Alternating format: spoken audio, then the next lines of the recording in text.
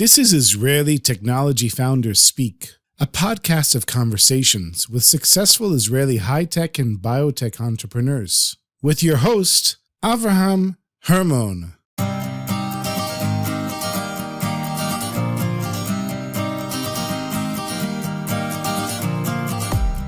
Tomer Shor is the CEO and co-founder of TuneFork, an Israeli startup that created audio personalization software that customizes sound from your computer or devices to match your optimal hearing and give you the best listening experience based on your personal profile. Avraham sat down with Tomer in the offices of JMB Davis Ben-David in Jerusalem to discuss how he took an idea and turned it into a product, raised over $2 million, including winning awards and grants, advice for coming up with a successful startup idea, understanding your market, when to raise money and when not to, and sage advice for startup founders.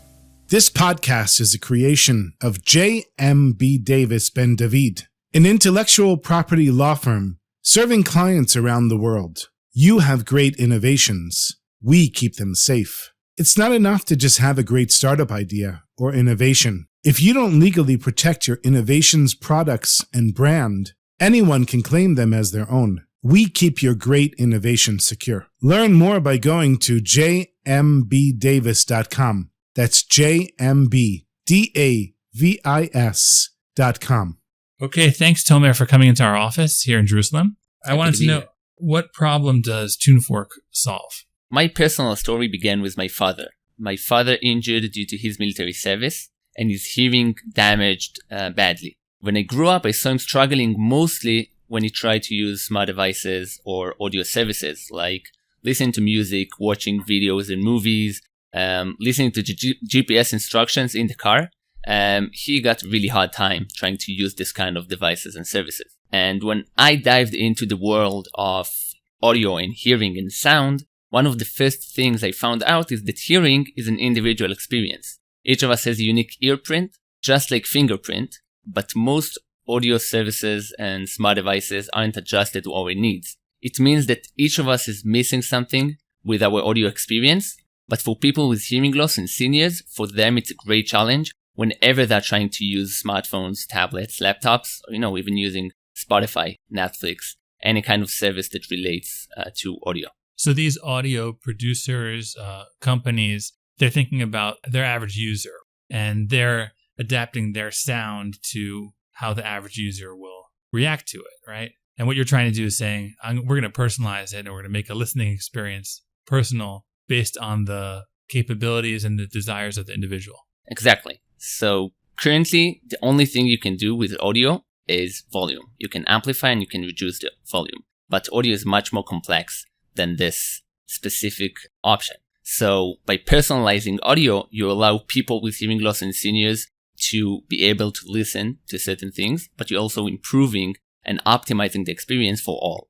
So basically, this is the vision of TuneFork, to deliver the future of audio, to give you more abilities to control your audio and get a better experience. Well, that sounds like a great goal, and sounds like it can help people like your father. Right. And how did you take this idea that you had that was inspired by your father, by your interactions with your family? How did you change it into a reality from the idea stage? So before I founded the company, I served in 8200, the elite technology unit of the Israeli Defense Forces. So I got some experience with technology and development. And I figured out that I want to use technology to solve this kind of problem. And the first thing I did is just to approach anyone I could get from the audio and audiology field to learn about this field, to learn about the current solutions, and to find the technologies, the most advanced technologies in the field, and trying to understand whether there is a place for innovation for technology. I found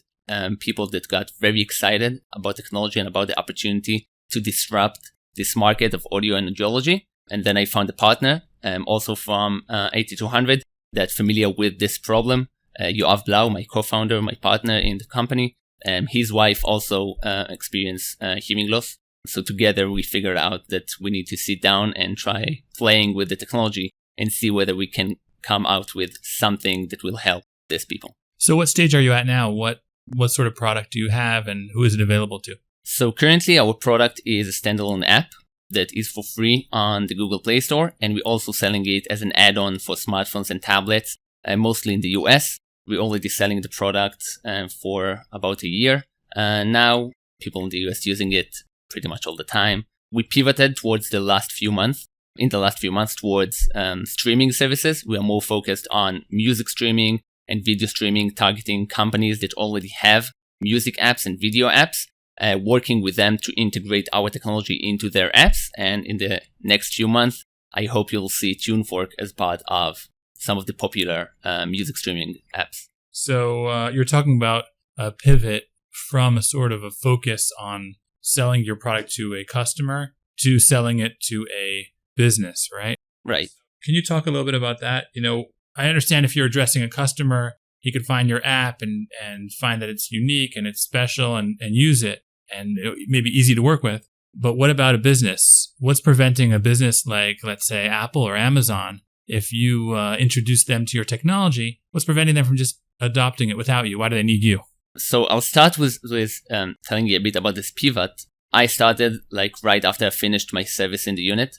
So I was pretty young and I had zero experience with business development and sales. I had experience in product management, project management as a data analyst, but I didn't have any experience in business. So I started by figuring it out by myself and getting advices from experts in the field, how to build the company. And just after working inside and speaking with companies, we understood that working with the streaming services has a bigger potential. And this is the way that we're gonna go. But even before that, we understood that the huge players in the industry of smart devices and audio, like Apple, like Google, they're a threat for any kind of small startup. Mm-hmm. So you need to find a sweet spot where your technology is interesting enough so they will want to engage so you can raise money. But it's not the most interesting thing that Apple will develop next month. So it's like kind of sweet spot that you can plan to get into, but you also need some kind of luck and understanding of the market.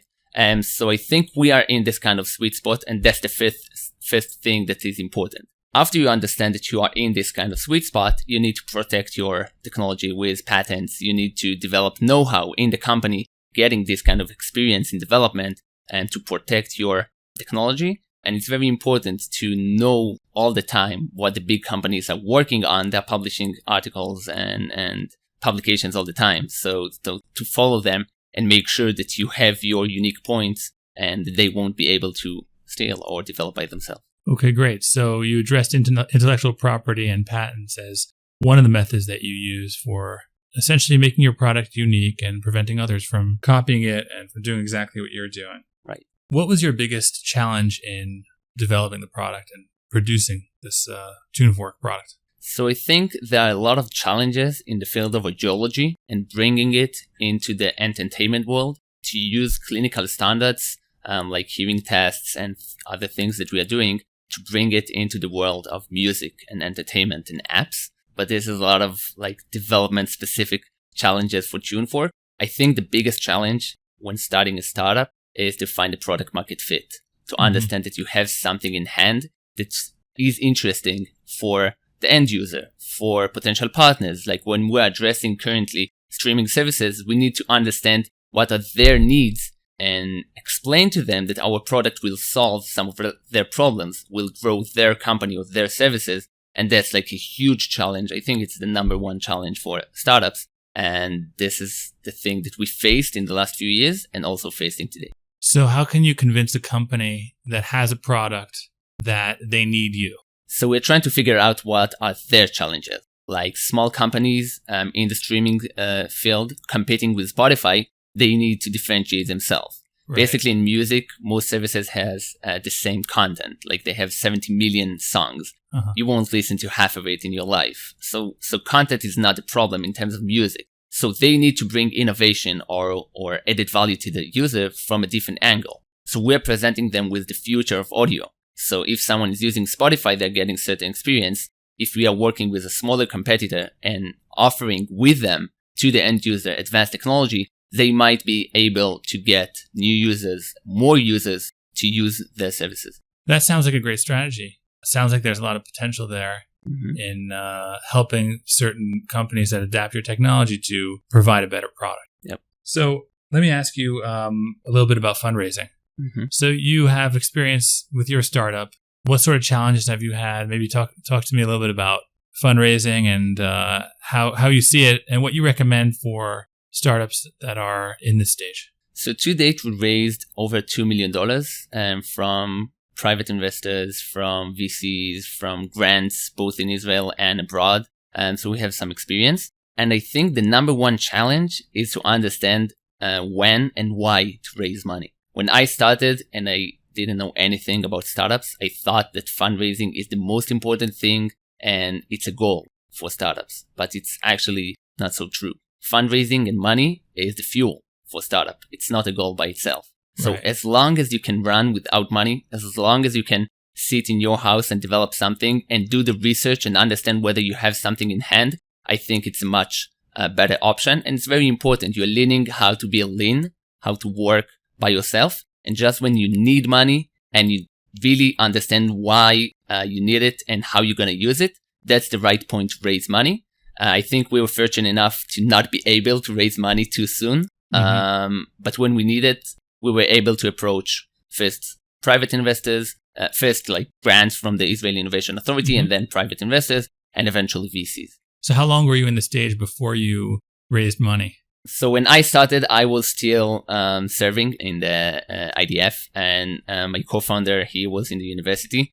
So we did it part-time. And so we had like a year or even a year and a half before we actually raised money. We worked a lot on the product sitting in the garage, like developing stuff. But we got a lot and we developed like POCs and MVPs without raising any money, just by ourselves, finding partners to work with, but not paying them, like giving them options or something else. And we did a great job without raising money, like even before we raised money. Wow. Talk to me a little bit about the Israel Innovation Authority. I'm familiar with some of the grants that they have, some of the possibilities. What sort of options did you find useful for TuneFork? So the first grant that we got was TNUFA. Is the first grant for entrepreneurs with ideas that want to make a product. So they can get up to, I think, 200,000 shekels. And not for salaries, just for development, like for buying things that you need, materials and other stuff. IP also is included in that, right? Yeah, I think so. I think we started to write our patent with the grant from the Israeli Innovation Authority. And it's very helpful because you taking most of the risk at this stage that you are not even sure that you have something in hand, and the Israeli Innovation Authority helping you to figure it out. After this... that's a matching grant, the TNUFA grant, right? Right. Yeah. So you have to bring in 15%, and then they match that with 85%? Right. So we brought it from home and from partners. It's not a huge amount of money. Like if you're getting 200,000 shekels, so you need to bring 30,000. It's not a small amount, but if you're serious and you're interested, so you can find. Other grants that we looked at are bigger grants for more mature companies. And we didn't get other grants that we applied for, but currently we are looking at other grants that are helpful. The Israeli Innovation Authority is a great concept to help companies to grow and mitigate the risk at this stage. And when you're successful, you are contributing back to the country. So it's great. So who else is involved in investing in your company, if you can disclose? Of course, the lead VC that led our last round is TriVentures, and they founded a seed stage fund called TriVenture ARC, and they're co-working with Sheba Medical Center. And there we conducted our clinical trial, and we have great connection with them. They led the previous round, and they also will join the current round. We're currently raising another round, welcoming both private investors and VCs, and they're also going to join. You mentioned Sheba Medical Center, which is one of the biggest medical centers here in Israel. You're a startup that's in the entertainment field, and at the same time have a collaboration with the hospital. So that seems to be pretty unique. Can you talk a little bit about that? Yes. So actually our unique point in the field of audio personalization is to bring the clinical grade, the clinical accuracy from the medical world to the entertainment world. So we are conducting clinical trials. We are working with medical equipment, and we're bringing a very high standard of hearing tests and personalization to a world that currently don't have this kind of standards, the audio world. And so that's our biggest differentiator and unique point that we're using the facilities of Shiba and other hearing clinics like Gal Hearing, our first partner in the company, using their knowledge, their expertise in their medical devices to bring high standards to our field.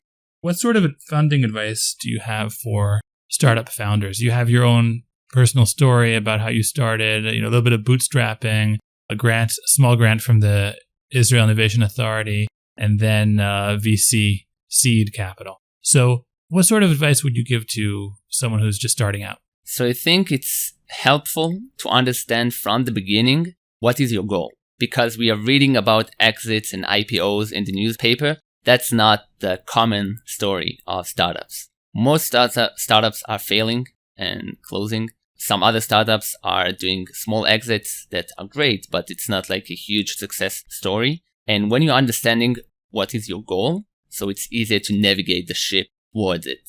We are interested in building a startup. We believe in our concept that we can be a huge company. So we need VC money to build a company. But other startups might be able to do it with bootstrapping or just angel private investors money that is easier to manage. And as I said, don't raise money if you don't have to. Raise money when you know why you need it and what you're going to do with it. And that's I think the best advice when you're founding a startup. Understand what are your goals and navigate the ship towards them. Let's switch gears a little bit and back to your product. So your business to customer type product, I want to talk to you about how you market that product. What sort of challenges do you have marketing that product? It seems that there's a lot of potential people that at least I know that have hearing impairments or are elderly and would like to improve their hearing experience in using technology. How do you get to those people? Actually, the biggest challenge with people with hearing loss and seniors that they don't want to admit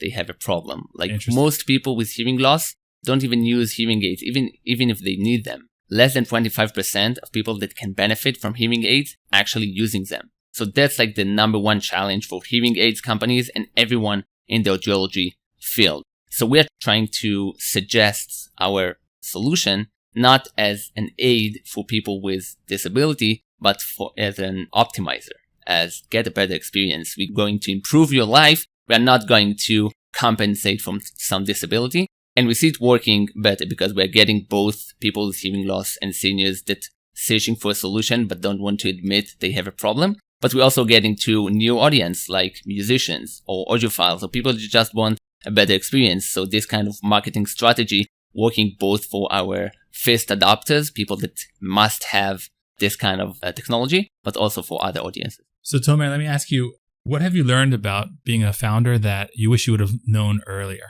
If someone would have taken you back in time and say, you're going to be a founder, this is what you need to know. So what experience or knowledge would you give yourself from your own experience? Actually, I'm speaking with a lot of new founders that coming for advice. Not that they're such a big expert, but they have some experience. And the first thing I'm telling to everyone, and I know it's not a popular advice, but don't do it.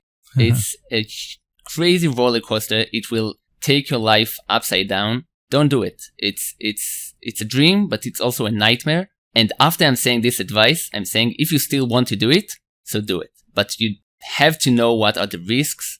You have to be prepared to take your life into this adventure. And I wish someone would have told me this 5 years ago. I'm sure I will do the same thing, but I wanted to know what I'm getting into. So this is I think a bit of a weird advice, but the advice that I'm giving to any new founder getting into the field. So that sounds kind of accurate because you're not the first person on this podcast to tell me that.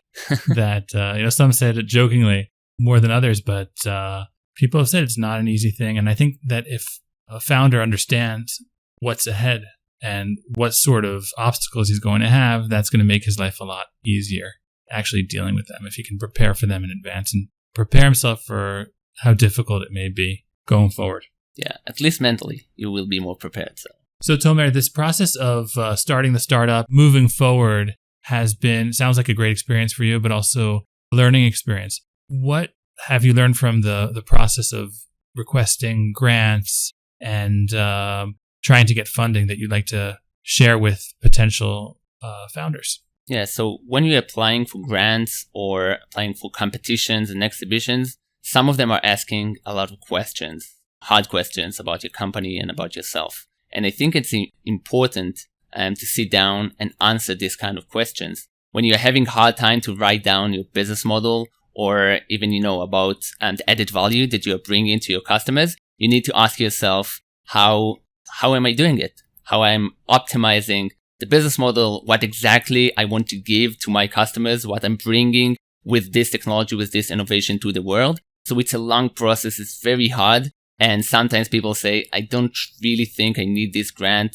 Why do I need to go through all of these questions? Or you're applying for a competition. I did a lot of competitions in Israel and abroad. We won some, we won money, and we won PR packages. And sometimes when you're starting, you say the chance of getting to the final of the competition or getting the grant is so low. What am I getting out of it? So you're getting this kind of experience and knowledge about your own company when you're trying to answer these kind of questions. It's very important. It's very hard, but I think it's very helpful. Okay, that's a really important piece of advice. Tomer, it's been really interesting learning about your company and learning about the challenges you've been through as well as the successes that you've had. So thanks a lot for coming here to our offices in Jerusalem, and I hope we get to meet again soon in the future. Thank you. It was a great pleasure.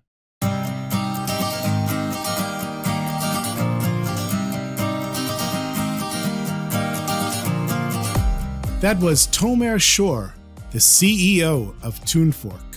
We hope you enjoyed this episode. There are many more to come. Do you have a great innovation or startup idea? We'd love to hear from you. You can reach out to us by going to our website, jmbdavis.com. And if you go to jmbdavis.com/startup, you'll see we have a special site specifically made for startups to help startups protect their innovations. Please be in touch with us and find out how we can help you. Thank you for listening, and we look forward to bringing you the next episode.